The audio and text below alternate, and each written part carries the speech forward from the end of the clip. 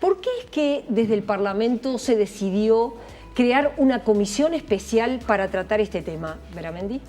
Bueno, en realidad el tema venía siendo abordado en nuestro país, tuvo una eclosión importante cuando aquel episodio que se conoció de la chica rescatada de una red de trata de personas, en ese caso trata de mujeres con fines de explotación sexual. Luego hubo un esfuerzo en el cual participé activamente desde el Instituto Nacional de las Mujeres en el periodo 2005-2008 de tratar de vincular actores tanto de Fiscalía como del Poder Judicial y del Poder Ejecutivo en un espacio como de conversación permanente que nos reuníamos todos los meses para encontrar aspectos, para encontrar cómo abordar esta temática de una manera distinta. Eso fue como, los antecedentes. Luego se crea la comisión en el 2015, se formaliza la Comisión Interinstitucional de Trata, que reconoce que en el Uruguay este es un tema que empezó a emerger en la opinión pública hace escasos años, pero que tiene una importancia muy grande en nuestro país, y la senadora allí, Daisy Tournet, promovió la creación de esta comisión especial para el abordaje de la trata de personas, ¿no? Se trata no solo de mujeres, sino tanto de mujeres como de hombres que se ven sometidos a un trato esclavizante, ¿se podría decir así, Carol? La esclavitud del siglo XXI existe. Y para nosotros es un tema, como bien decía ella, que es, y como decía la senadora Constanza Moreira, recuerdo en la comisión, en una de las primeras sesiones que tuvimos, es hablar hoy de trata de personas es como hablar hace 20 años de violencia doméstica. No se dice, no se sabe que está, pero de eso no se habla. Y yo creo que la fortaleza en tratar de dar herramientas para enfrentar este flagelo es que se hable del tema, es que todos tengamos conciencia de lo que está pasando en el país, de lo que está pasando en el mundo, pero de lo que está pasando en el país. Y bueno, creo que es un gran adelanto el estar trabajando en este sentido, y en la comisión del Senado, que está presidida por la senadora Daisy Tournet, integrado por todos los partidos políticos, por el senador Pedro Bordaberry, quien habla, y varios más. Estamos trabajando muy a conciencia, ¿no? Y seguramente ahora en el transcurso de este mes ya tengamos aprobado el proyecto, un proyecto que busca prevenir, que busca transparentar los procesos, sobre todo amparar a la víctima, que no sea revictimizada, y generar protocolos de acción que sean coordinados para penalizar y para lograr que esto tenga un revés, ¿no? Beramendi, para que la gente se haga una idea, ¿de qué se habla cuando se habla de trata de personas? ¿Cuáles son las situaciones que dicen, bueno, nosotros en Uruguay tenemos que ser cuidadosos porque miren lo que nos está pasando con esto y esto? Bueno, en realidad, cuando hablamos de la trata de mujeres, de lo que se trata es de una de las expresiones más brutales de la violencia que en general sufren las mujeres en el mundo, ¿no? Y en nuestro país. Y la utilización de sus cuerpos a fines de explotarlas sexualmente, o sea, es una forma claramente de esclavitud, como decía la senadora, y se llama la esclavitud del siglo XXI, se la ha denominado así. Y de lo que se trata es, hay como distintos momentos, ¿verdad?, que me parece muy importante compartir algunas cuestiones en relación a los momentos. Uno es el momento de la captación. En general, las redes asociadas a la trata captan a personas en situación de vulnerabilidad social de distinta naturaleza. En el caso de los hombres, claramente en situaciones laborales en países asiáticos terribles, que son luego transportados en barcos de la peor manera esclava, digamos, ¿no? Como también estamos viendo hoy en muchos episodios en la región. En el caso de las mujeres se da la captación muchas veces mediante la promesa, mediante el engaño. En general hay un juego de seducción por parte de quien las capta. Te voy a llevar a Italia, que allá vas a poder tener trabajo, con lo que ganes vas a poder mandar dinero para mantener a tus hijos, ayudar a tu familia. Ese es un poco el discurso. Es el discurso. Y llegan allá, se les retiran los documentos y se las pone a hacer prostitución en las calles forzada, italianas. Prostitución forzada, sin documentos, se les retiran los celulares, se les retira todo contacto. Y en general además hay un componente muy importante en esto, que es la permanente amenaza a la familia.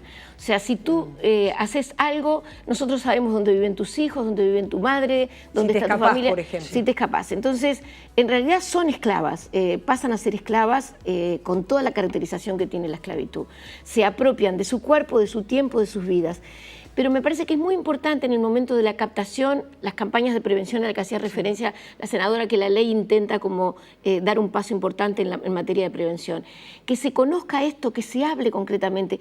¿Cuántas chicas hoy de pronto tentadas por un salto en su calidad de vida están haciendo modelaje, se les ofrece ir a casas de masajes, se les convence de que son la más bella del mundo y que por eso es que les piden exponerse y las eligen, y empieza como un entramado que es muy difícil luego para ellas zafar, porque recién la verdad cae realmente cuando llegan al país de destino, ¿no? Entonces me parece que allí hay como un fenómeno en la captación sumamente importante, y hay una trama en la captación también a veces de familiares. No es que venga alguien, no es que venga aquel el mafioso de afuera, sino que estas redes de mafias realmente muchas veces están apoyadas sobre presencias de algunos, en algunos casos incluso parejas, en otros casos relaciones de noviazgo, que alientan, en otros casos las propias familias que alientan con la esperanza de una vida mejor, y en algunos casos con complicidad y en otros no, ¿verdad? Y en el caso de cuando no se trata de explotación sexual, sino que en realidad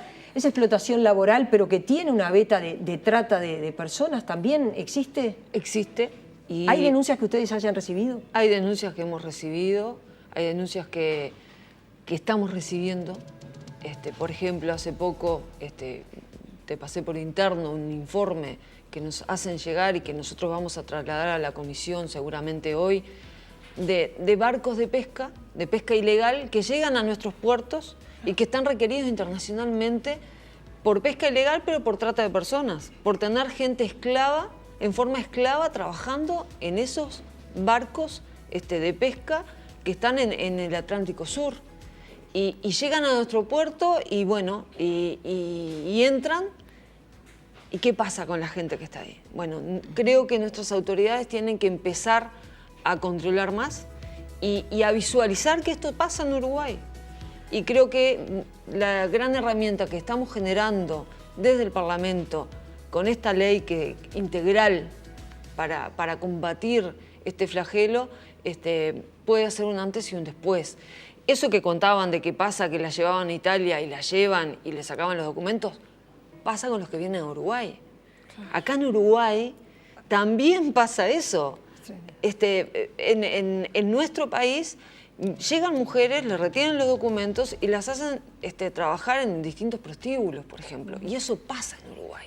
Y hay un debate que también es cultural. ¿Por qué lo planteo? Porque una y otra vez vemos que hay sexo pago con menores que no está visto como una cosa que esté mal.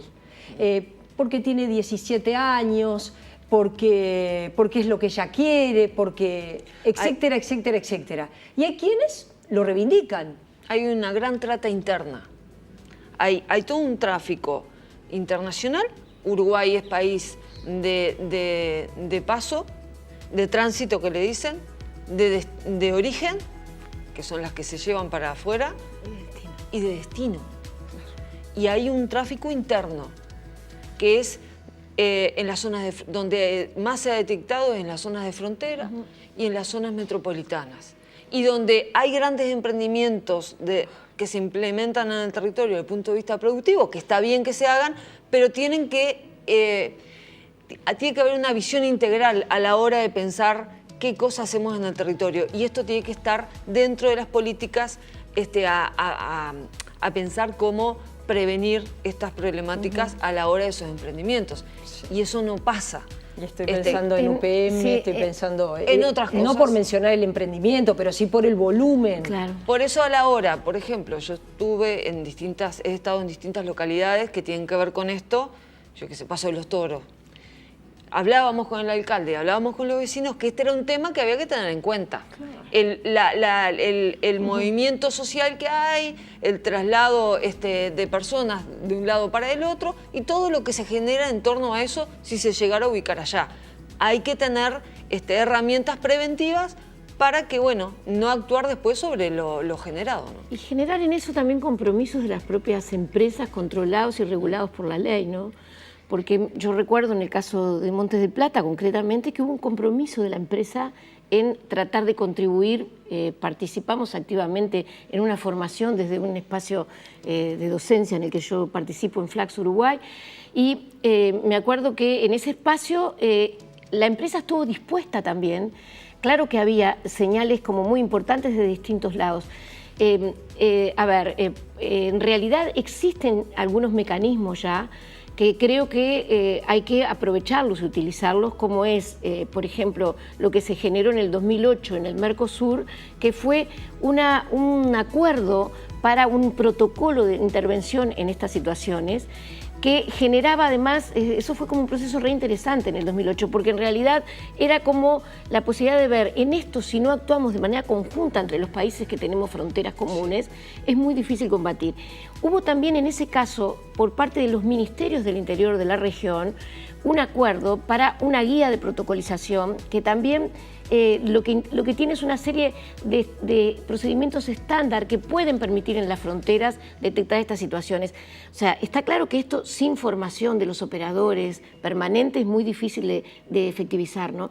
Pero digo esto porque en el fenómeno que tú preguntabas también en relación a la explotación sexual de adolescentes, en realidad el foco ha estado siempre muy puesto sobre el adolescente y escasamente sobre el que perpetra un acto de abuso concreto sobre esa mujer, esa niña, mujer. Entonces, me parece que allí hay que colocar el foco en ese cliente que es quien está cometiendo un delito, o sea, y esto escasamente se reconoce como tal. Ahí también hay un tema cultural fuertísimo que tenemos que contribuir.